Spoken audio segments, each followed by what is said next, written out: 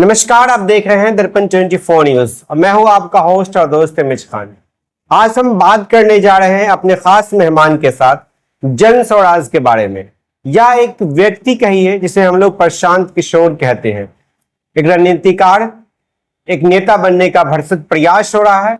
बिहार में उनकी पैदल यात्रा हुई और लगभग जिला से वो गुजरे और जिला की समस्याओं पर लगातार उस ब्लॉक में, उस जिला में प्रेस वार्ता करके समस्याओं को उजागर भी किए। लेकिन अब लोकसभा चुनाव जब संपन्न हो चुका है, उसके बाद विधानसभा चुनाव की बारी है। 2025 में संभवतः बिहार विधानसभा का चुनाव होना है और इस बिहार विधानसभा चुनाव में प्रशांत किशोर अर्थात जन स्वराज की ओर लोग नजर गड़ा करके बैठे हुए हैं। क्या प्रशांत किशोर बिहार विधानसभा का चुनाव लड़ रहे हैं? और प्रशांत किशोर के जन स्वराज के बहुत ही खास चेहरा है। दरभंगा में आपने अक्सर देखा होगा, हमारे साथ आमिर हुसैन साहब है, आमिर हैदर साहब है, जिला सचिव है दरभंगा के, और ये बताएंगे हमें आखिर जन स्वराज की आवश्यकता बिहार में क्यों पड़ी और जन स्वराज किन लोगों के लिए लाभदायक है और किस प्रकार जन स्वराज काम कर रहा है। इस सभी सवालों का हम जवाब लेंगे। सबसे पहले आमिर हैदर साहब, आपका स्वागत है, कैसे हैं? बहुत बहुत शुक्रिया, बहुत ठीक हूँ मैं, और आपका बहुत शुक्रिया, आपने मुझे यहाँ बुलाया और जन स्वराज के बारे में चर्चा ये जरूरी है। लोगों को जानना चाहिए कि जन स्वराज है क्या, इसके उद्देश्य क्या है और इसका आगे का फ्यूचर प्लान क्या है। तो ये मुझे लगता है कि आपने बुलाया है तो इससे लोगों का बहुत सारा डाउट क्लियर होगा। अच्छा, बिहार में कई पॉलिटिकल पार्टीज हैं, उस पॉलिटिकल पार्टीज में जन स्वराज एक नॉन पॉलिटिकल है अभी। लेकिन वो पॉलिटिकल पार्टीज बनेगा, ये बात हम लोग जानते हैं।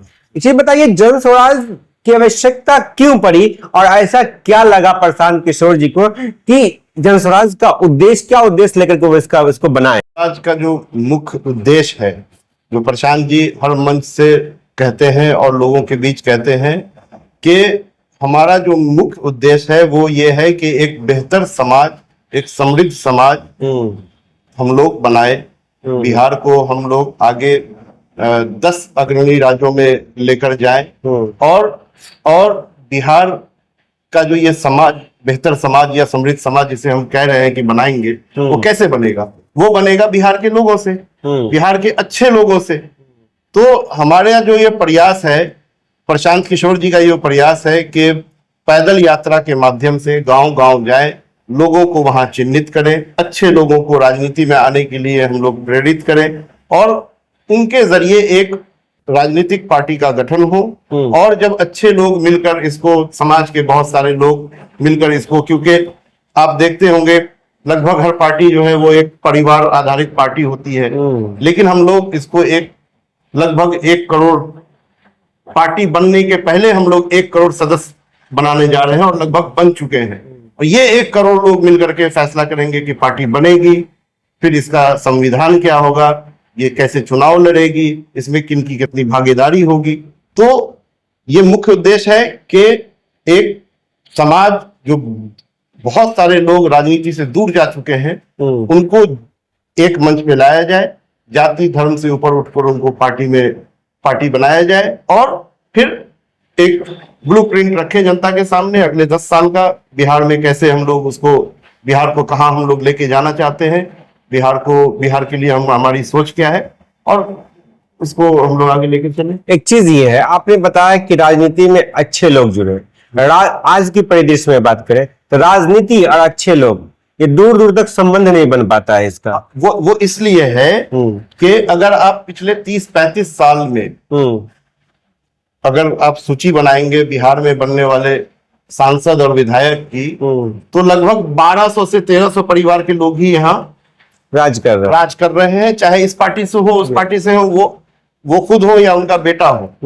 तो जो अच्छे लोग हैं, जो हो सकता है कि इन 1200-1300 परिवार के लोगों से ज्यादा समझदार लोग हैं, ज्यादा अच्छे लोग हैं, वो राजनीति में आना चाहते हैं, लेकिन वो एक बिल्कुल मकर जाल की तरह उन लोगों ने बना दिया है। आपको जदयू से टिकट चाहिए तो आप ही को मिलेगा, नहीं मिला तो आप राजद में चले जाइए, आपको मिल जाएगा, नहीं मिला भाजपा में चले जाइए, आपको मिल जाएगा। तो ये जो एक मकर जाल है, जो अच्छे लोग घुस नहीं पा रहे हैं, उसी को तोड़ने के लिए जन स्वराज की व्यवस्था बन रही है। देखिए, अब अच्छे लोग क्या कहते हैं पता है? राजनीति में साम दाम दंड भेद, ये सब कुछ का प्रयोग होता है। लेकिन गांधी जी ने भी राजनीति की है इसी देश में, हम्म बिल्कुल की है कि नहीं की है? तो फिर आप अगर आपका इरादा नेक है, अगर आप बिल्कुल मजबूत इरादे के साथ उतरे हैं तो ईमानदारी से की जा सकती है, इस काम को किया जा सकता है। आज के इस परिदृश्य में यह संभव है, किया जा सकता है, बिल्कुल संभव है। लोग हैं ऐसे, लोग नीचे हैं जो चाहते हैं कि ऐसा हो। हम लोगों ने बिहार में घूमकर देखा है, और लोग हैं चाहते हैं कि भाई अच्छे राजनीतिक दल आए और अच्छे लोग आए, उनको जगह मिलेगी, उनका स्वागत होगा। हम लोगों को ये यकीन है, और हम लोग ये सिर्फ ऐसे रूम में बैठ के नहीं बोल रहे हैं। प्रशांत जी ने ये लगभग 5000 गांव में लगभग 6000 किलोमीटर से ऊपर जाने के बाद ये हम लोगों ने देखा और समझा कि लोग अभी भी, मतलब बोलते हैं ना कि उनका कंसाइंस जो होता है वो दबा है, मरा नहीं। तो अच्छा, जमीर जिंदा है लोग। हाँ, बिल्कुल बिल्कुल। अच्छा, एक चीज बताइए हमको, दूसरे सवाल पर आते हैं।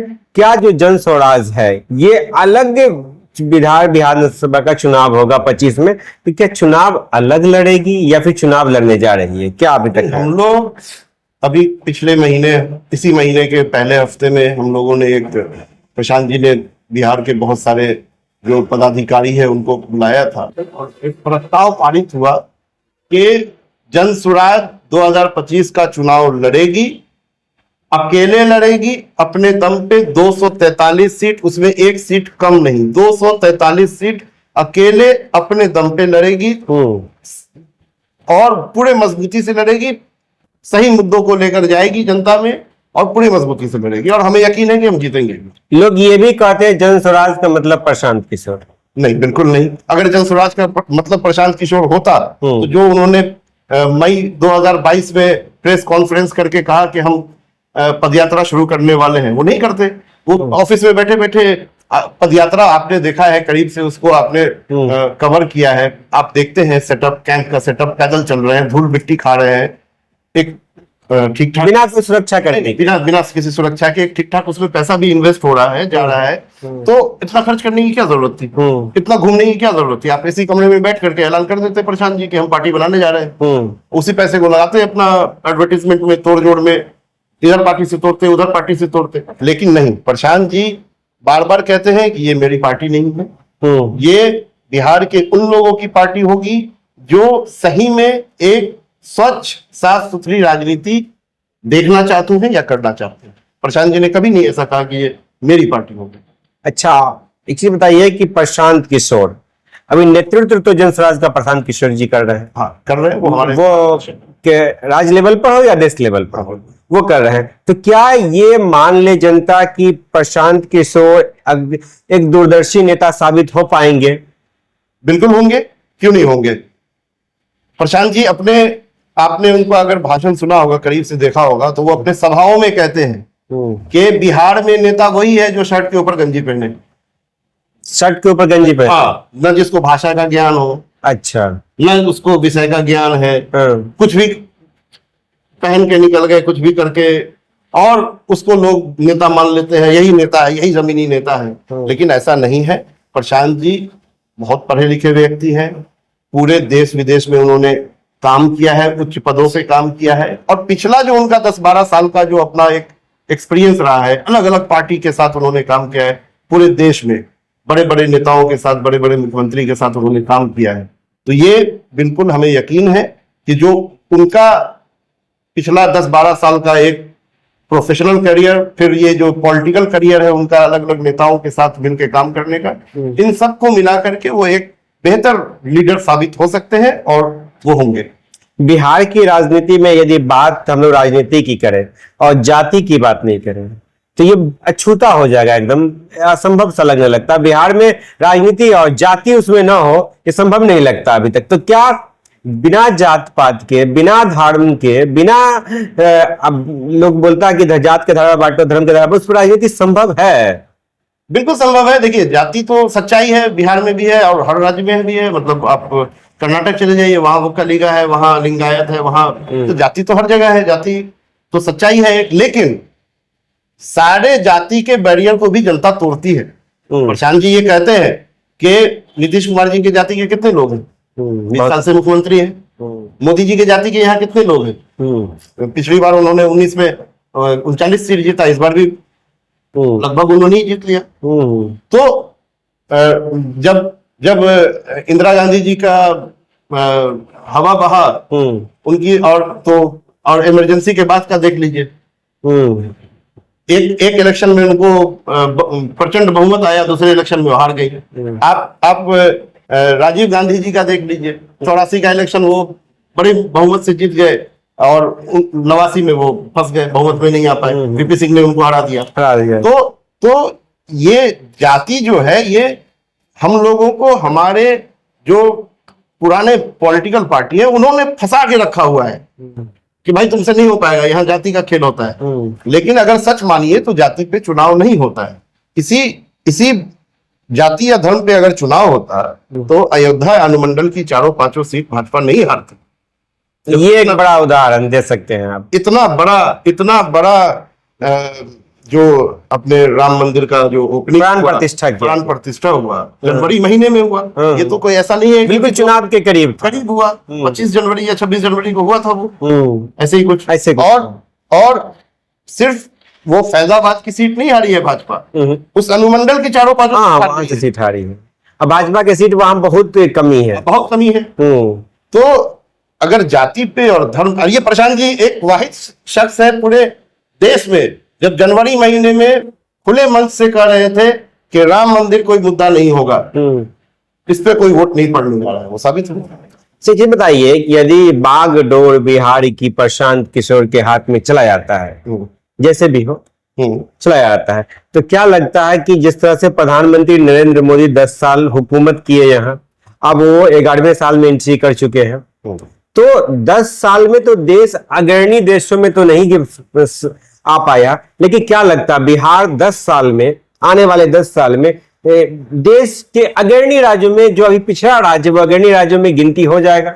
बिल्कुल होगा, ये हमारा उम्मीद है। और ये जो प्रशांत जी के साथ जो लोग, बड़े बड़े अर्थशास्त्री या बड़े बड़े पोस्ट पे काम करने वाले लोग, कुछ रिटायर्ड लोग, देश विदेश से जो लोग जुड़े हुए हैं, और उन्होंने जो अपना एक हिसाब किताब लगाया है, और उन्होंने जो एक ब्लूप्रिंट वो तैयार कर रहे हैं, उनका ये मानना है कि अगर ये बिहार की जनता सही लोगों के साथ चुनी हुई पार्टी का समर्थन करेगी, और वो सही लोग ईमानदारी से काम करेंगे दिन रात, तो इसको 10 साल के अंदर में रिवर्स किया जा सकता। ये तो बात रही है, लेकिन आप एक चीज बताइए हमको, लोकसभा का चुनाव हुआ, बिहार की 40 सीट है, 40 सीट में एक वर्ग आता है मुस्लिम समुदाय। मुस्लिम समुदाय के साथ बीजेपी ने तो कोई सीट नहीं दिया, जेडीयू ने 1 सीट दिया, किशनगंज से मुझे याद आ रहा है, इससे अधिक जानकारी मेरे पास नहीं है, कोई एक ही सीट है। और आरजेडी ने कुल मिलाकर 2 सीट दिया, और 2 कांग्रेस ने दिया। तो क्या ये जो 18% की आबादी मुस्लिम की है, उसको उसके हिस्से के हिसाब से, आबादी के हिसाब से सीट नहीं मिला, तो क्या आपका जो जन स्वराज है, इसमें लोग यदि जुड़ते हैं, सभी वर्ग के लोग, चाहे वो मुस्लिम हो, चाहे वो यादव हो, पासवान हो, कुशवाहा हो, कुर्मी हो, कोई भी लोग समाज, उनकी हिस्सेदारी के हिसाब, जो आबादी है उसके हिसाब से हिस्सेदारी मिलेगी यहाँ, या फिर वंचित रह जाएंगे वो लोग? देखिए, कुछ 6 महीने पहले एक अति पिछड़ा सम्मेलन किया था प्रशांत जी ने पटना में, और उन्होंने खुले मंच से तब भी कहा था, और हमेशा ये कहते आ रहे हैं, और पिछले बार जब हम लोग मिले थे और एक कुछ प्रस्ताव पारित हुए थे, उसमें भी उन्होंने कहा था कि जिसकी जितनी संख्या है उसको उस अनुपात में, चुनाव में ही नहीं, संगठन में भी, आप दरभंगा जिला का संगठन उठा के देखिए, आप मधुबनी का उठा के देखिए, जितने भी जिले के हमारे संगठन फाइनल हुए हैं, आप अगर उसको उठा के देखेंगे तो आपको वहां पे ये बैलेंस बिल्कुल देखने को मिलेगा कि हर जाति, हर धर्म के लोग को उसमें शामिल किया गया है, ताकि उनकी आवाज को दबाई न जा सके। और ये आपको टिकट के बंटवारे में भी दिखेगा कि जिसकी जितनी संख्या है उसके हिसाब से उनको भागीदारी मिलेगी। ये प्रशांत जी ने कहा ही नहीं है, ये जो पार्टी का संविधान लिखा जाएगा उसमें भी इसको डाला जाएगा। तब तो महिला, तो आधी आबादी महिला की कही जाती है, तब महिला को भी आधी आबादी के हिसाब से सीट मिलना चाहिए, महिला समाज में भाग मिलना चाहिए। हम लोगों ने जो एक प्रस्ताव पारित किया है महिला को लेकर के, जो पिछले 15 दिन पहले, उसमें यह हुआ कि कम से कम, मैं अपर लिमिट नहीं बता रहा हूं, लेकिन लोअर लिमिट बता रहा हूं, कम से कम 40 महिलाओं को विधानसभा का चुनाव लड़ाया जाएगा। एवरेज अगर देखिए तो पर लोकसभा एक सीट तो मिनिमम लड़ेंगी महिलाएं, ये बिल्कुल तय है। अच्छा, जन स्वराज जो है बिहार के बाकी दलों से लोग आपके दल में क्यों जुड़ेंगे? ये या तो वो प्रताड़ित होंगे आरजेडी से, कांग्रेस से, बीजेपी से, जेडीयू से, जो ठोकर खा चुके हैं, या कुछ लोग फ्रेशर लोग जुड़ेंगे। तो जो पुराने लोग होंगे वो प्रताड़ित होंगे वहां से, उनको वैसा मान सम्मान नहीं मिला, आपके यहाँ जुड़ेगा। तो आपका जन स्वराज, आपका दल क्या अन्य दल से अलग होगा, या फिर जो वादा आप लोग कर रहे हैं ये वादा बनने के बाद फिर वही हो जाता है? नहीं, देखिए ये बिल्कुल हम लोग बिल्कुल अलग हैं, इसमें कोई दो राय नहीं है, क्योंकि हम लोग न जाति की बात कर रहे हैं, न धर्म की बात कर रहे हैं। बहुत सारी पार्टियां जो है, या तो वो धर्म आधारित पार्टी है, हिंदू मुस्लिम की बात करती है, माइनॉरिटी मेजोरिटी की बात करती है, या नहीं तो बहुत सारी पार्टी है, कोई कुशवाहा समाज की पार्टी है, कोई पासवान समाज की पार्टी है, कोई यादव समाज की पार्टी है, कोई माई समीकरण की पार्टी है। हम लोगों ने तो ऐसा कभी हमारे मुंह से, इवन प्रशांत जी अपने ही कौन से जाति के हैं मुझे नहीं लगता आपको भी पता होगा, या हो सकता है बहुत कम लोगों को पता है। तो जब यहाँ हम लोग उसको प्रमोट ही नहीं कर रहे हैं, तो ये जाति विशेष पार्टी तो होने वाली है नहीं, धर्म विशेष पार्टी होने वाली है नहीं। इसमें मैंने आपको पहले ही कहा कि लगभग 1 करोड़ लोग सदस्य बन चुके हैं इसमें, और जब 3 महीने बाद 2 अक्टूबर 2014, 14 करोड़ बिहार की आबादी है, लगभग 14 करोड़। हाँ। आपने 1 करोड़ पार्टी बनने से पहले मैं बता रहा हूं कि पार्टी बनने से पहले जब 2 अक्टूबर 2024 को, आप रिकॉर्डिंग रखिएगा, 2 अक्टूबर 2024 को जब पार्टी का ऐलान होगा, तो पार्टी के वेबसाइट पे इन 1 करोड़ लोगों का नाम, फोन नंबर, प्रखंड लिखा हुआ रहेगा। आप लोग रैंडमली किसी को भी उठा करके फोन करके पूछ सकते हैं कि भैया आप जनस्वराज से जुड़े हैं या नहीं जुड़े। 1 करोड़, उससे कम नहीं। तो ये पार्टी बनने के पहले हम लोग जमीन स्तर पे लोगों को जा रहे हैं, जगा रहे हैं। डेली हम लोग कम से कम दरभंगा शहर में, दरभंगा डिस्ट्रिक्ट में जी। हम लोग कम से कम डेली 400 से 500 लोगों को अपना मेंबर बना रहे हैं, और वो दिल से बन रहे हैं। जब जनस्वराज के उद्देश्यों के बारे में बताते हैं, हम अपने सपनों के बारे में बताते हैं, हम अपने प्लानिंग के बारे में बताते हैं, तो वो मन से जुड़ते हैं। अच्छा, हम लोग खास करके बिहार विधानसभा आप लड़ेंगे। बिहार विधानसभा में बिहार का जो लोग हैं, ये सप्लायर है, पता है, मजदूरों का सप्लायर बिहार को कहा जाता है। ये सच्चाई है, कड़वी सच्चाई है, इसे मानना पड़ेगा। तो ये सप्लाई कब रुकेगा? आप लोग रोक पाएंगे? बिल्कुल, ये तो पलायन को रिवर्स करना हमारा जो है। देखिए, प्रशांत जी ने या जनसुराज प्रशांत जी ने ये शुरू में ही कहा कि हम आएंगे और आकर के ये नहीं कह देंगे 10 लाख नौकरी देंगे और मोदी जी की तरह 2 करोड़ नौकरी देंगे, और ये हम जो भी वादा करेंगे उसके पहले हम एक कैलकुलेशन, अपना एक बैकअप कैलकुलेशन बना के बताएंगे कि अगर भैया हम ये आपका काम करेंगे तो उसके लिए पैसा कहां से आएगा, उसके लिए संसाधन कहां से आएगा, उसमें कितना समय लगेगा। तो अभी तक जो 8-10 वादे होने हैं जो बन रहा है, उसमें 2-3 चीजें हैं जो प्रशांत जी ने खुले मन से कहना शुरू कर दिया है। एक है उसमें वृद्धा पेंशन 400 से बढ़ा के 2000 किया जाए। 400 रुपया पूरे देश में सबसे कम बिहार में मिल रहा है। 400 रुपए से 2000 किया जाए, क्योंकि हम लोगों ने पदयात्रा के दौरान प्रशांत जी ने ये बहुत करीब से देखा कि नीचे लेवल पे बूढ़े बुजुर्ग, महिला हो या पुरुष हो, बहुत लोग बेसहारा हैं, ना उनके बच्चे हैं, अगर है भी तो बाहर रहते हैं, पूछते हैं नहीं पूछते हैं, तो 400 रुपए में उनका संभव नहीं है। तो इसको फौरन 10 दिन के भीतर, प्रशांत जी का कहना है कि अगर जनता ने हमें मौका दिया तो 10 दिन के भीतर इसको लागू करके दिखाएंगे। पहला। दूसरा, प्रखंड स्तर के स्कूल, बड़े स्कूल का, अंतरराष्ट्रीय स्तर के स्कूल का निर्माण, जो पहले से स्कूल है उसको मजबूत किया जाए, और एक बड़े लेवल, क्योंकि जो आज की आबादी है, जो आज 2 साल 3 साल 4 साल का बच्चा हमारे समाज में घूम रहा है, ये बहुत इंपॉर्टेंट चीज है। अगर 2025 का चुनाव फिर से जातीय समीकरण पे, फिर से धर्म पे के नाम पे हुआ, तो जब 2030 आएगा तो ये बच्चा 10 साल 9 साल 11 साल का हो जाएगा, और इनके पढ़ने की उम्र खत्म हो जाएगी। अब फिर इनको भी जाके मजदूरी ही करनी है, दिल्ली, बॉम्बे, पंजाब, हरियाणा ही जाना है, उनके पास कोई ऑप्शन बचेगा नहीं। तो उसके लिए कि अगले 5 साल 10 साल 15 साल डाउन द लाइन ऐसा एक बनाया जाए ताकि जो लोग निकल चुके पढ़ के, जिनकी उम्र पढ़ने की उम्र खत्म हो चुकी, उनको तो वापस लाके पढ़ाया नहीं जा सकता, लेकिन एक नीचे से एक समाज को तैयार किया जाए। नहीं तो हो सकता है कि आज से 15 साल बाद फिर हम लोग बैठ के यही बात करेंगे कि काश 15 साल पहले ये कोशिश कर ली होती। नहीं, अब दूसरा पलायन वाला अब तो ये मुद्दा है। पलायन का मुद्दा ये है कि लगभग 1 करोड़ बिहारी बाहर मजदूरी कर रहे हैं, ठीक। अकेले सूरत में 5 लाख बिहारी हैं। ये लोग जो पलायन करके जा रहे हैं, ये मजबूरी में किया हुआ पलायन है। इनको ये कोई शौक से नहीं गया। इनको अगर आप सऊदी अरब, दुबई भी भेज देंगे तो उनको 15 से 20 हजार ही मिलना है, 800 रियाल 600 रियाल ही मिलना है, ठीक है। तो ये जो पलायन हुआ है, इसके पीछे एक बहुत बड़ी साजिश है। वो साजिश ये है कि आप आरबीआई का एक वैधानिक प्रावधान है, प्रशांत जी इसको बोलते हैं, मैं चाह रहा हूं कि मैं उसको आपको बता दूं। बताइए। रिजर्व बैंक ऑफ इंडिया का जो एक प्रावधान है कि जिस स्टेट के लोग, जैसे हम लोग बिहारी हैं, तो बिहार के लोग 13 करोड़ की लगभग आबादी है। बिहार के लोग कोई ना कोई बैंक में अपना सेविंग अकाउंट में पैसा डालते हैं। बिल्कुल। अगर मान लीजिए पूरे बिहारी ने मिलकर 100 रुपया अकाउंट में जमा किया 1 साल के भीतर, ठीक है, सेविंग अकाउंट में, तो आरबीआई के गाइडलाइन के हिसाब से उस 100 का 70 रुपया वहीं के लोगों को लोन के तौर पे बैंकों की जिम्मेदारी है देना है। रोजगार के लिए हो, पढ़ाई के लिए हो, गाड़ी खरीदने के लिए, घर बनाने के लिए, आपको अपना न्यूज चैनल को बढ़ाने के लिए, करने के लिए हो। लेकिन जब लालू जी की सरकार आई, लालू जी के पहले ये 70 नहीं था, 40 एवरेज था। अच्छा। लालू जी की सरकार आई, घट करके 28 हो गया था। फिर नीतीश जी आए, बढ़ के अभी तक फिर 40 हुआ है। तो ये पिछले 35-40 साल का अगर आप आंकड़ा देखेंगे तो 32 से 35 रुपया, 30 से 35 रुपया ही बिहार के लोगों को मिल पाता है। बिहार के लोगों को मिल पा रहा है। 70 पर मिलना चाहिए, 70 मिनिमम मिलना चाहिए। मिल रहा है कितना?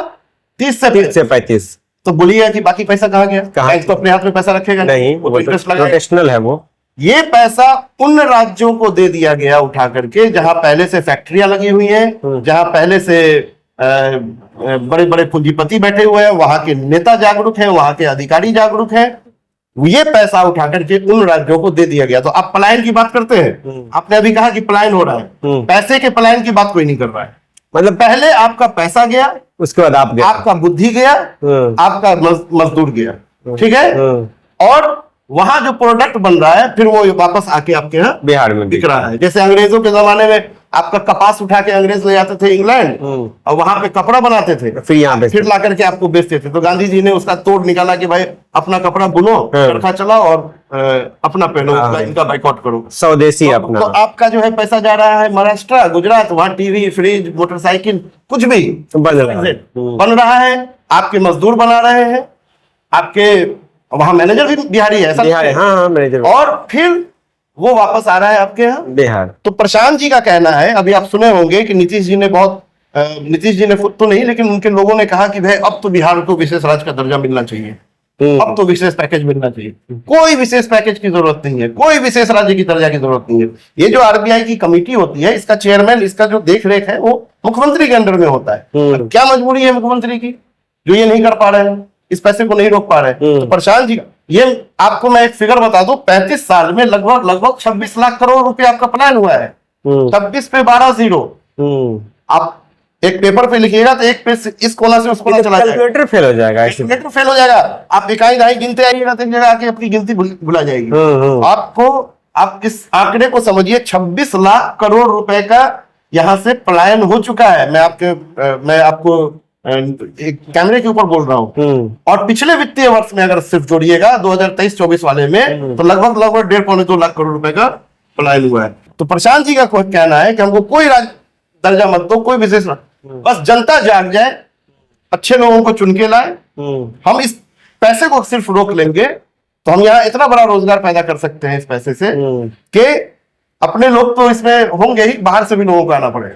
मतलब मेरा आपको याद होगा एक अशोक पेपर मिल था, हाँ, 10 से 12 हजार लोग वहां काम करते, बिल्कुल मिनिमम। कितने सारे चीनी मिल, बिहार देश का टॉप 3 में आता था चीनी उत्पादन के मामले में। आप अब कहां हैं?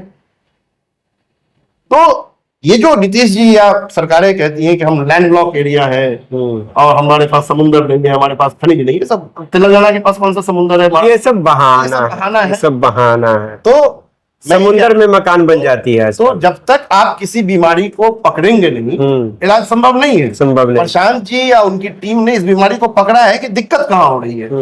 आपका पैसा जा रहा है यहाँ से, आप रोजगार कहाँ से रोकिएगा, लाइएगा प्लान कहाँ से रोकिएगा? आप इसको होने दीजिए। आपको हम लोग जनसुराज प्रशांत जी के नेतृत्व में इसको 1 साल के भीतर पलायन को हम लोग रोकते दिखाएंगे। तो बिहार है, बिहार में बहुत समस्या है, लेकिन इस समस्या को सुधारेगा भी बिहारी ही, कोई बाहर से तो आएगा नहीं। नहीं नहीं। तो अब हम प्रशांत जी के नेतृत्व में हम लोगों ने जो एक हिम्मत किया है उसको लोग समझे और हमारे साथ जुड़े और हमारे साथ इस मुहिम में हमारे कंधा लगाए और इसको आगे लेके जाए। ये थे हमारे साथ आमिर हैदर साहब, दरभंगा से जिला सचिव है जन स्वराज के, और इन्होंने पूरी खुल करके बात रखी कि आखिर जन स्वराज की आवश्यकता क्यों, क्या उद्देश्य के साथ जन स्वराज आ रही है। और इससे भी बड़ी बात यह है कि जन स्वराज जो है इस बार 2025 में बिहार विधानसभा का चुनाव 243 मतलब पूरे सीटों पर चुनाव लड़ने जा रही, और वह भी जो उनके प्रत्याशी होंगे वो अच्छे लोगों की बात हो रही है। राजनीति और अच्छे लोग का दूर दूर तक ताल इस जो अभी जो परिदृश्य है, अभी का जो माहौल है, इसमें नहीं मिलता, और कहीं ना कहीं अच्छे लोग दूरी राजनीति से बना लेते हैं। इसलिए भी राजनीति कुछ ना कुछ गंदी हो गई है, ये मैं मानता हूं।